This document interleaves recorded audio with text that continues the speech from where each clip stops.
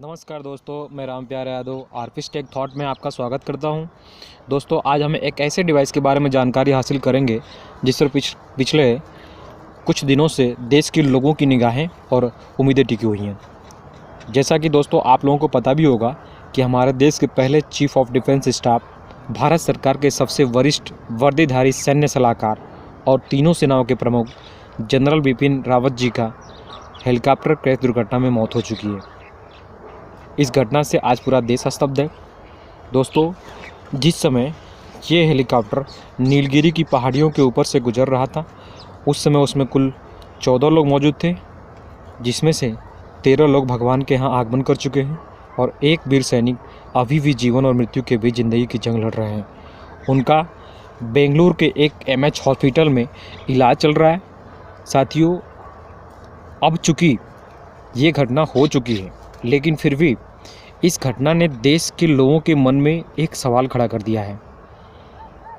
वो सवाल ये है कि आखिर जिस Mi-17 V5 हेलीकॉप्टर को दुनिया का सबसे विश्वसनीय one of the best helicopter माना जाता है और जिस हेलीकॉप्टर का प्रयोग हमारे देश के प्रधानमंत्री, रक्षा मंत्री और सेना के वरिष्ठ अधिकारी कहीं भी जाने आने के लिए यूज में लिया करते थे, वो हेलीकॉप्टर आखिर इतनी आसानी से कैसे क्रैश हो सकता है।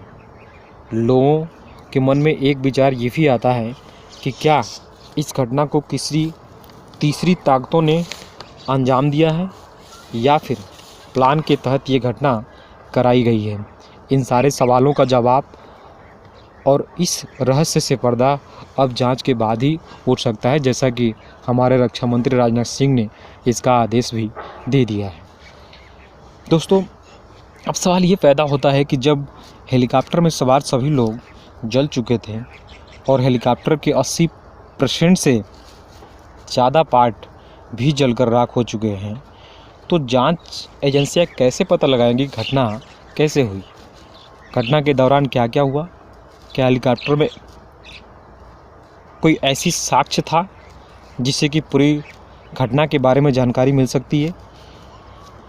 दोस्तों, इन्हीं सब चर्चाओं के बीच में एक ऐसी डिवाइस का नाम निकलकर सामने आता है जिसको हम ब्लैक बॉक्स के नाम से जानते हैं। ये ब्लैक बॉक्स लगभग उड़ने वाले सारे उपकरण जैसे एरोप्लेन, हेलीकॉप्टर, फाइटर प्लेन आदि में पाया जाता है। ये एक ऐसा यंत्र है जो घटना के दौरान हेलीकॉप्टर के कॉकपिट में बैठे लोगों में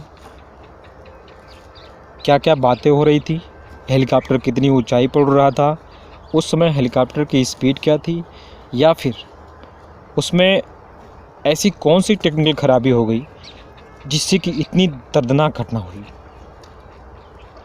इन सब का रिकॉर्ड इस डिवाइस में ऑटोमेटिक रिकॉर्ड होता रहता है। दोस्तों, इस डिवाइस को किसी भी प्लेन से या हेलीकॉप्टर या फाइटर प्लेन से तभी निकाला जाता है जब कोई प्लेन दुर्घटनाग्रस्त या क्रैश हो जाता है। भले ही इसका नाम ब्लैक बॉक्स है, लेकिन असल में ये ब्लैक नहीं होता। ये या तो लाल या ऑरेंज या फिर पीले कलर का होता है। इसका कलर ऐसा इसलिए रखा जाता है ताकि घटना के बाद ये आसानी से दिखाई पड़ सके और लोग इसे ढूंढ सके। दोस्तों, आपके मन में एक सवाल ये भी पैदा हो रहा होगा कि जब हेलीकॉप्टर के सभी पार्ट पूरी तरह से क्षतिग्रस्त हो गए थे, तो ये यंत्र जो ब्लैक बॉक्स है कैसे सुरक्षित बच सकता है? क्या इस पर कोई फ़र्क नहीं पड़ता? लेकिन ऐसा नहीं है दोस्तों। आइए इसके बारे में थोड़ा बारीकी से जानते हैं। दोस्तों, इस ब्लैक बॉक्स की बहुत सारी विशेषताएं होती हैं। जब ये ब्लैक बॉक्स बनकर तैयार हो रहा होता तो इसको कई सारे कठिन टेस्ट से होकर गुजरना पड़ता है। जैसे इसको लगभग 750 किलोमीटर प्रति घंटे की रफ्तार से कंक्रीट की एक दीवार पर फेंका जाता है, जिसका अर्थ ये होता है कि अगर प्लेन दुर्घटना के समय भी किसी भी चीज़ से 750 किलोमीटर प्रति घंटा की रफ्तार से टकराती है तो भी उसके बचकर निकलने की संभावना रहती है।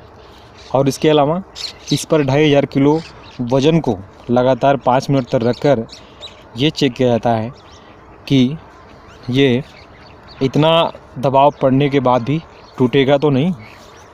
इसके साथ इसको लगभग 1100 डिग्री सेंटीग्रेड ताप पर लगातार 1 घंटे तक तपाया जाता है, ताकि इससे ये पता किया जा सके कि ये पिघल तो नहीं सकता। अर्थात इस डिवाइस को इतने सारे टेस्ट से गुजारने का एक ही मकसद होता है कि घटना कितनी भी भयानक क्यों ना हो, लेकिन ये ब्लैक बॉक्स सुरक्षित बचकर निकल सके और घटना की सारी जानकारी इसके माध्यम से जांच एजेंसियां प्राप्त कर सकें। साथियों, ब्लैक बॉक्स के अंदर 2 डिवाइस होती हैं। इसमें से पहले का नाम फ्लाइट डाटा रिकॉर्डर, जिसे हम शॉर्ट में FDR के नाम से जानते हैं, और दूसरे का नाम कॉकपिट वॉइस रिकॉर्डर, जिसे हम शॉर्ट में CVR के नाम से जानते हैं। इसमें से जो पहला है फ्लाइट डाटा रिकॉर्डर, इसमें फ़्लाइट से रिलेटेड होने वाली सारी घटना, जैसे फ़्लाइट कितनी ऊंचाई पर उड़ रही थी, उसमें फ़्लाइट की स्पीड क्या है, फ़्लाइट में हवा का दबाव कितना है, फ़्लाइट किस दिशा में उड़ रही है, ये सारी जानकारी फ़्लाइट डाटा रिकॉर्डर में ऑटोमेटिक रिकॉर्ड होता रहता है। अब आप पूछेंगे कि CVR जो दूसरा रिकॉर्डर है, फिर इसका क्या काम रह जाता है। दोस्तों, असल में CVR का काम फ़्लाइट के कॉकपिट में बैठे पायलट जो फ़्लाइट को उड़ा रहा होता है, उनका संपर्क हमेशा एयरबेस के एयर कंट्रोल स्टाफ से रहता है, जो उनसे लगातार अपनी पोजीशन, अपनी लैंडिंग या कॉकपिट से रिलेटेड किसी भी प्रॉब्लम को लेकर आपस में एक दूसरे से संवाद करते रहते हैं। दोस्तों, कॉकपिट के क्रू मेंबर और एयर कंट्रोल स्टाफ के बीच ये जो सारी बातें होती रहती हैं, ये सभी बातें कॉकपिट वॉइस रिकॉर्डर में रिकॉर्ड होती रहती हैं। दोस्तों, ब्लैक बॉक्स की एक और विशेषता ये होती है कि अगर प्लेन कभी भी पानी वाली जगह जैसे समुद्र, नदी जैसे स्थानों पर अगर क्रैश होती है, तो भी इसके अंदर लगी सेंसर के रेडिएशन द्वारा उसे पानी के 2 किलोमीटर अंदर से भी आसानी से ढूंढ के निकाला जा सकता है। उम्मीद है दोस्तों ये सारी जानकारी आपको पर्याप्त लगी होगी। अगर ये सारी जानकारी आपको समझ में आई हो तो प्लीज़ अपने दोस्तों के साथ इसे शेयर करें, वीडियो को लाइक करें और अच्छा लगे तो चैनल को सब्सक्राइब भी करें। धन्यवाद। जय हिंद।